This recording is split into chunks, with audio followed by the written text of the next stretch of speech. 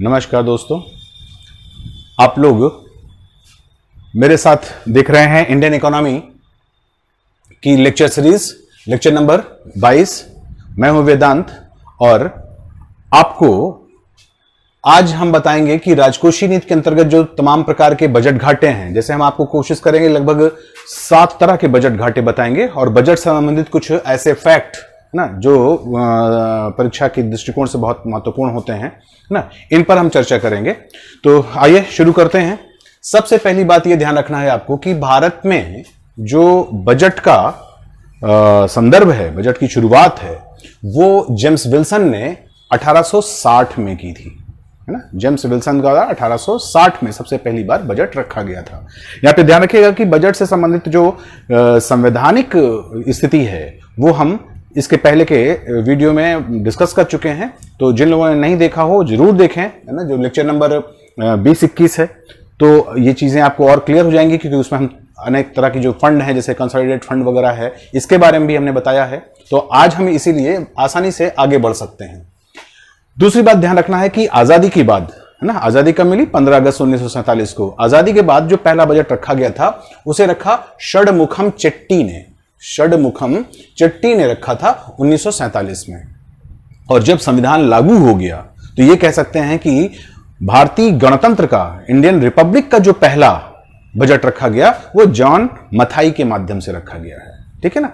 इसी तरह से कभी कभी यह पूछा जाता है कि ऐसे कौन से प्रधानमंत्री हैं जो पहले वित्त मंत्री थे, ठीक है ना। तो इनमें हमेशा जो आपको ध्यान रखना है, उसमें 4 ऐसे प्रधानमंत्री हुए हैं ना, मोरारजी देसाई, चरण सिंह, है ना, और वीपी सिंह, और इसके साथ साथ डॉक्टर मनमोहन सिंह।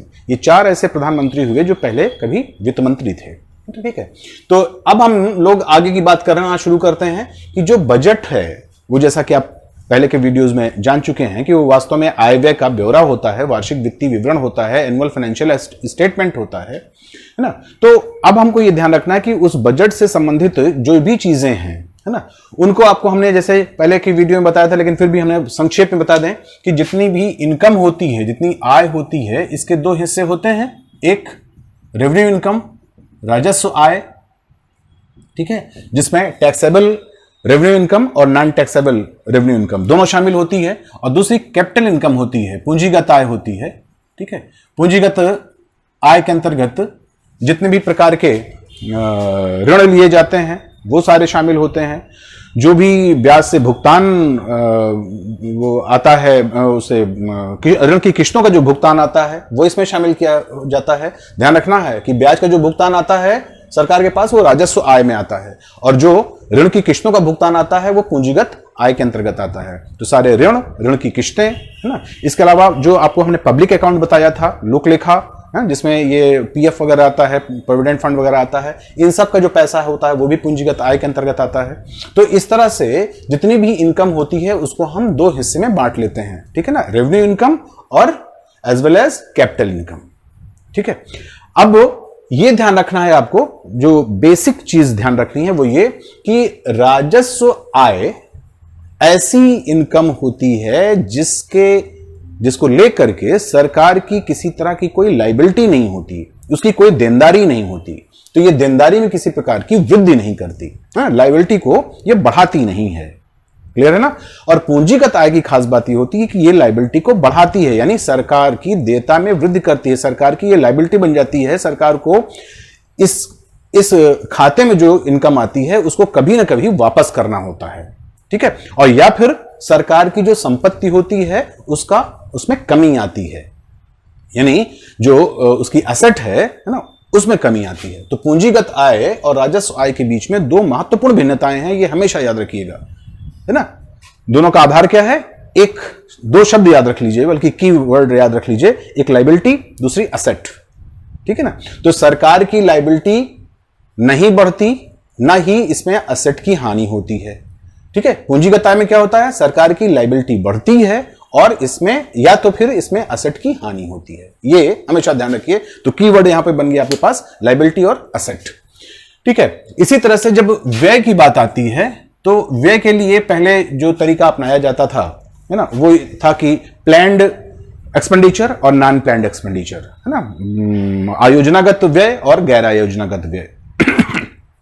ठीक है, लेकिन अब जब 2011 में, है ना, योजना आयोग ने एक कमेटी बनाई थी इसको लेकर के, राजस्व जो सरकारी व्यय है इसके प्रबंधन को लेकर के एक कमेटी बनाई थी सी रंगराजन के नेतृत्व में। तो सी रंगराजन कमेटी ने इस तरह के जो डिवीजन है व्यय के उसको खत्म करने की सिफारिश की थी। फाइनली जो 14th फाइनेंस कमीशन है उसने अब प्लान्ड एक्सपेंडिचर और नॉन प्लान्ड एक्सपेंडिचर का जो डिवीजन था वो खत्म कर दिया है। ठीक है ना, तो इसलिए अब जो भी बजट में दिखाया जाता है व्यय, वो बजट में व्यय दिखाया जाता है किस रूप में? राजस्व व्यय के रूप में और पूंजीगत व्यय के रूप में। ठीक है, अब इस रूप में दिखाया जाता है। प्लान्ड और नॉन प्लान्ड एक्सपेंडिचर का जो भेद है वो खत्म हो गया। और ऐसे भी जानते हैं कि अब पंचवर्षीय योजनाएं रही नहीं, है ना, तो स्वाभाविक है कि अब उनका कोई औचित्य भी नहीं बनता, उनकी कोई प्रासंगिकता भी नहीं है। एक चीज जरूर ध्यान रख सकते हैं आप कि बजट में जो एक्सपेंडिचर होता है वो रेवेन्यू एक्सपेंडिचर और कैपिटल एक्सपेंडिचर के रूप में होता है। ठीक है, लेकिन इकोनॉमिक सर्वे में, है ना, इसके लिए इसके स्थान पर एक दूसरे ढंग का डिवीजन दिखाया जाता है। और वो डिवीजन क्या होता है? विकासात्मक, है ना, यानी डेवलपमेंटल एक्सपेंडिचर और नॉन डेवलपमेंटल एक्सपेंडिचर, गैर विकासात्मक व्यय, है ना। ये दो तरह के व्यय इकोनॉमिक सर्वे में दिखाए जाते हैं। ठीक है ना, तो ये व्यय के तरीके हो गए और ये आय के तरीके हो गए। व्यय में एक चीज और ध्यान रखना है आपको, में वो ये ध्यान रखना है कि पहले ये मान के चला जाता था, जब तक कि वो प्लान्ड और नॉन प्लान्ड एक्सपेंडिचर का डिवीजन था 14वें वित्त आयोग के पहले, लागू होने के पहले, तब तक ये चीज मानी जाती थी कि जो राज्यों को अनुदान दिया जाता है केंद्र सरकार के द्वारा, है ना, और जो उस अनुदान का प्रयोग वो किसी असेट को बनाने में करते हैं, जैसे स्कूल की बिल्डिंग बनाने में किया, अस्पताल बनाने में किया, है ना, दवाइयां खरीदने में किया, इस तरह का जो पैसा वो खर्च करते हैं ना, जिसमें कह सकते हैं कि सिर्फ उसी साल उसका लाभ नहीं मिलता बल्कि आगामी वर्षों में उसका लाभ मिलता है ना, इस तरह की कोई असेट बनाने के लिए जो अनुदान सरकार देती थी वो सब पहले कैपिटल एक्सपेंडिचर में आता था। ठीक है, लेकिन जो अनुदान सिर्फ उसी साल के लिए होता था, जैसे जो भी सरकारी बिल्डिंगें हैं, जैसे हमने आपको उदाहरण दिया स्कूल का, अस्पताल का, इसकी इमारतों की जो मरम्मत करानी होती है, इसकी व्हाइट वॉशिंग करानी होती है ना, सड़कों की मरम्मत करानी होती है, पुलों की मरम्मत करानी होती है, जिनका संबंध केवल उसी साल के लिए होता है ना, उस तरह के जो अनुदान हैं उनको राजस्व व्यय में रखा जाता था। ठीक है ना, तो इसका मतलब यह हुआ कि जिसका लाभ उसी साल मिलना होता था, जैसे हमने कहा कि मरम्मत कराने का काम, बिल्डिंगों की मरम्मत कराने का काम, उनकी व्हाइट वॉशिंग का काम, सड़कों के मरम्मत कराने का काम, ये सब तो राजस्व व्यय में आता था। ठीक है, और वो सारा पैसा जो केंद्र राज्यों को दिया करती थी, जिससे कि वो बिल्डिंगें बनाते थे, पुल या सड़क बनाते थे, मतलब नई सड़कें बनाते थे, नए पुल बनाते थे, जिसका लाभ आगामी वर्षों में मिलना था, वो सब कैपिटल एक्सपेंडिचर में आता था। लेकिन अब जब से ये प्लान्ड और नॉन प्लान्ड को खत्म कर दिया गया, एक्सपेंडिचर का जो वर्गीकरण था, तब से स्थिति ये हो गई है कि केंद्र के द्वारा राज्यों को जितना भी अनुदान दिया जाता है और उससे चाहे जो भी वो खर्च करें, चाहे उस साल की संपत्ति के लिए खर्च करें और चाहे वो अगले सालों के लिए वो संपत्ति का निर्माण करें, वो सब का सब अब राजस्व व्यय में आता है। ये ध्यान रखना है आपको। ठीक है ना, तो स्वाभाविक है कि राजस्व व्यय का जो एरिया है वो और बढ़ा दिया गया है ना।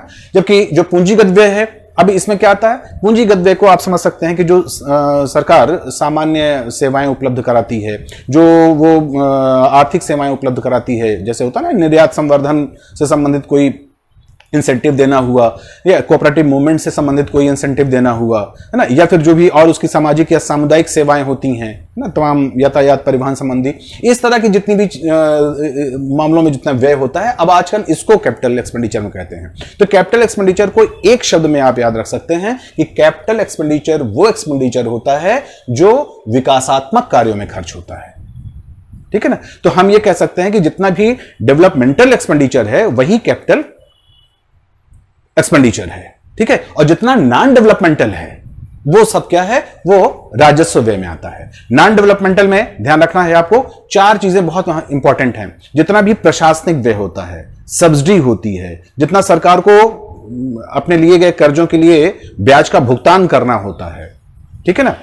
और जितना भी वो अनुदान देता है वो सब का सब किस में आ रहा है आजकल? राजस्व व्यय में आ रहा है। स्पष्ट हो गई बात? चार चीजें याद रखिया हैं। चार चीजें क्या क्या? राजस्व व्यय में चार चीजें कौन कौन सी याद रखनी है? एडमिनिस्ट्रेटिव एक्सपेंडिचर, प्रशासनिक व्यय, जो आपका सारा प्रशासन चलता है, इस पर जो वेतन वगैरह में खर्च होता है, ठीक है, इसके रख रखाव में जो खर्च होता है। दूसरा सब्सिडी। तीसरा जितना भी एड दिया जाता है, जितना भी अनुदान दिया जाता है राज्यों को, किसी भी तरह का अनुदान हो गया, ठीक है। और चौथी जो इंपॉर्टेंट चीज है वो सरकार ने जितना भी कर्ज लिया है उसका जो वो ब्याज का भुगतान करती है। ध्यान रखना है आपको कि जो ब्याज से पैसे आते हैं वो राजस्व इनकम में आता है, और जो ब्याज के पैसे भुगतान में दिए जाते हैं वो राजस्व व्यय में आता है। तो राजस्व व्यय एक प्रकार से क्या बन गया? नॉन डेवलपमेंटल एक्सपेंडिचर, ठीक है। चार चीजें कौन कौन सी हैं? यहां पे देखिए लिखा है प्रशासनिक व्यय, अनुदान, सब्सिडी और ब्याज भुगतान, है ना। इसको कहा जाता है गैर विकासात्मक व्यय। और विकासात्मक व्यय क्या होता है? विकासात्मक व्यय, जिसको कि हम पूंजीगत व्यय भी कह सकते हैं, वास्तव में वो व्यय होता है जो वो खर्चे होते हैं जिन खर्चों के माध्यम से हम जो सरकार सामान्य सेवाएं, आर्थिक सेवाएं, सामुदायिक सेवाएं, सामाजिक सेवाएं, इस प्रकार की जितनी भी सेवाएं उपलब्ध कराती है, ये सब के सब क्या हैं? ये सब के सब हैं वास्तव में विकासात्मक व्यय। तो अब हम संक्षेप में कह सकते हैं कि विकासात्मक व्यय पूंजीगत व्यय है, और गैर विकासात्मक व्यय खासतौर से जो प्रशासन में खर्च होता है ना, जो अनुदान में देने पर खर्च होता है, जो ब्याज भुगतान पर, और साथ ही साथ जो सब्सिडी पर खर्च होता है, ठीक है, वो सब का सब क्या है?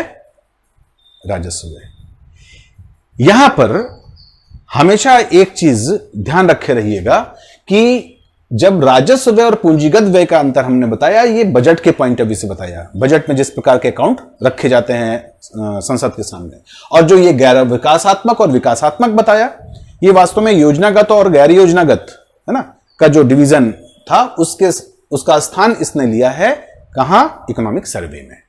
क्लियर? अब ये जो आय व्यय है इसका अंतर ही घाटा होता है, ठीक है। तो स्वाभाविक है कि अगर व्यय की तुलना में जो आय है अगर वो कम है तो स्वाभाविक है कि घाटा है, माइनस में आएगा वो, ठीक है। तो इस तरह का घाटा होता है, और जितने भी घाटे होते हैं वो उसके कई तरह के रूप हैं ना, उन्हीं को हमने आपसे बताया कि वो कम से कम हम आपको 7 प्रकार के घाटे बताएंगे, है ना। जैसे राजकोषीय घाटा, मौद्रिक घाटा, प्राथमिक घाटा, राजस्व घाटा, क्रियात्मक घाटा, है ना, प्रभावी राजस्व घाटा, है ना। इस तरह के आपको हम घाटे बताएंगे। लेकिन घाटे से पहले हम संक्षेप में कोशिश करते हैं समझने की कि जो बजट है उसके भी कई प्रकार होते हैं। जैसे आपने सुना होगा जीरो बेस्ड बजटिंग, है ना, जीरो बेस्ड बजटिंग। अगर जीरो आधारित बजटिंग ये क्या है? तो ये उस वक्त के जो वित्त मंत्री थे वीपी सिंह, उन्होंने जीरो बेस्ड बजटिंग 1987 में शुरू की थी, जिसका कहना था ये था कि हम जब बजट बनाना शुरू करते हैं तो जितनी भी मदें होती हैं, जितने भी हेड्स होते हैं, जहां जहां खर्च करना होता है, वह की सारी मदों में किसी को भी हम प्राथमिकता नहीं देते, बल्कि सबको हम जीरो मान लेते हैं। और हर साल हर बजट में हम सारी जो व्यय की हेड्स हैं, सारी जो व्यय की आवश्यकताएं हैं, उनको हम नए सिरे से परिभाषित करते हैं कि अब हम इसको प्रेफरेंस देंगे, इसके बाद इसको देंगे, इसके बाद इसको देंगे। तो सारे प्रेफरेंस को जब हम एक तरह से किसी को प्रेफरेंस नहीं देते तो सारी हेड्स कैसी हो जाती हैं? सारी हेड्स का मान जीरो हो जाता है, और उसके बाद फिर हम उसको 1 2 3 4 5 इस कैटेगरी में बांटते हुए फिर उसमें एलोकेशन करते हैं, पैसे का आवंटन करते हैं, ठीक है। इसके पहले क्या होता था? इसके पहले यह होता था कि फर्ज करिए किसी चीज पर, किसी हेड पर हमने कोई खर्च किया, जैसे 1 मिनट के लिए हमने सोचा कि मनरेगा पर हमको 100 रुपए देने हैं, ठीक है। तो स्वाभाविक है कि अगले बजट में हम क्या करेंगे? उसमें कुछ ना कुछ पैसे बढ़ा देंगे, है ना। अब उसको कह देंगे भाई 105 रुपए देंगे, ठीक है। अब क्या करेंगे? अब ऐसा नहीं करेंगे कि हम जो भी पैसे पहले एलोकेट हुए हैं पिछले बजट में उसमें हम सिर्फ इंक्रीजमेंट करते रहें, बढ़ाते रहें, बल्कि इसके जगह पर अब हम ये करेंगे कि सबको हम जीरो मान लेंगे और फिर नए ढंग से परिभाषित करेंगे। हो सकता है कि अब मनरेगा की जरूरत उतनी ना हो तो हम उसकी जगह पर 100 की जगह पर अब उसको हम 95 कर देंगे, ठीक है। उसकी जगह पर किसी दूसरी योजना के लिए ज्यादा जरूरत पड़ रही हो तो उसकी जगह पर हम उसका बजट बढ़ा देंगे, समझ रहे हैं ना। तो क्योंकि ऐसा ना करने से होता यह था कि जो योजनाएं अप्रासंगिक हो जाती हैं, यहां पर तो हमने मनरेगा का उदाहरण दिया, मनरेगा तो प्रासंगिक योजना है, लेकिन बहुत सी ऐसी योजनाएं होती हैं जो अप्रासंगिक हो जाती हैं, लेकिन उनमें बजट आता रहता है ना। जैसे फर्ज करिए हमने पोलियो उन्मूलन के लिए पैसा, है ना, आज से 20 साल पहले अगर उसमें हम 100 रुपए एलोकेट करते थे तो आज हमको 100 रुपए एलोकेट करने की जरूरत नहीं है, लेकिन परंपरागत तरीके होते तो उसमें हम उसको बढ़ाते जाते और अल्टीमेटली फिर वो पैसा जाकर के वित्तीय वर्ष के अंत में लैप्स हो जाता है, वापस चला जाता है खजाने में, तो कोई उसका यूज नहीं होता और उसकी जगह पर जो दूसरी योजनाएं या नई चुनौतियां होती हैं उनके लिए पैसे नहीं हो पाते हैं। ठीक है ना। इसलिए जीरो बेस बजटिंग बहुत इंपॉर्टेंट है। ये कॉन्सेप्ट एक अर्थशास्त्री थे पीटर पायर, उन्होंने शुरू किया था, है ना। तो पीटर पायर के आधार पर ये जीरो बेस बस्टिंग की शुरुआत हुई। इसी तरह से आपने सुना होगा जेंडर बस्टिंग, है ना। तो जेंडर बस्टिंग वास्तव में उसमें ये होता है कि महिलाओं के लिए कुछ विशेष प्रावधान कर दिए जाते हैं। ऐसा नहीं होता कि महिलाओं के लिए अलग बजट होता है, पुरुषों के लिए अलग बजट होता है, बजट तो सामान्य होता है, लेकिन महिलाओं की कुछ विशेष योजनाओं के लिए पता चला कि कुछ विशेष प्रावधान करके उनको अलग से एलोकेशन कर दिया। तो एक ये पता चल जाता है ओवरऑल बजट में कि महिला सशक्तिकरण के लिए हमने कितना पैसा, सरकार ने कितना पैसा खर्च किया। ये सब जानने के लिए जेंडर बस्टिंग की शुरुआत कर दी गई। तो इस तरह से बजट के कई जो तरीके होते हैं उनका भी प्रयोग होता है। इसी तरह से एक और शब्द है, वो है परफॉर्मेंस बजटिंग, है ना, निष्पादन बजट। निष्पादन बजट का मतलब ये होता है कि सिर्फ हम आय व्यय ही नहीं देखेंगे, बल्कि साथ में ये भी देखेंगे कि पिछले बजट में जो कुछ भी पैसे किसी आइटम के लिए दिए गए थे, किसी हेड के लिए दिए गए थे, वास्तव में उनके क्या निष्कर्ष निकले हैं, उसमें क्या परफॉर्मेंस रहा है, उसका क्या निष्पादन हुआ है। उसके मूल्यांकन के आधार पर, उसके मूल्यांकन को भी आधार बना करके हम अगले के बजटों की जो वो है एलोकेशन वगैरह है उसको फिक्स करेंगे। इस तरह से ये एक निष्पादन बजट हुआ। तो ठीक है दोस्तों, ये आपके बजट के प्रकार हुए। आगे हम लोग देख रहे हैं घाटे के तमाम प्रकार। तब तक आप लोग इसको एक बार रिवाइज करिए और तैयार रहिए हमारे अगले वीडियो के लिए। उसमें आपको राजकोषीय घाटे के जितने भी मामले हैं वो सारे क्लियर हो जाएंगे। तब तक इसे लाइक करिए, शेयर करिए। Thank you for watching.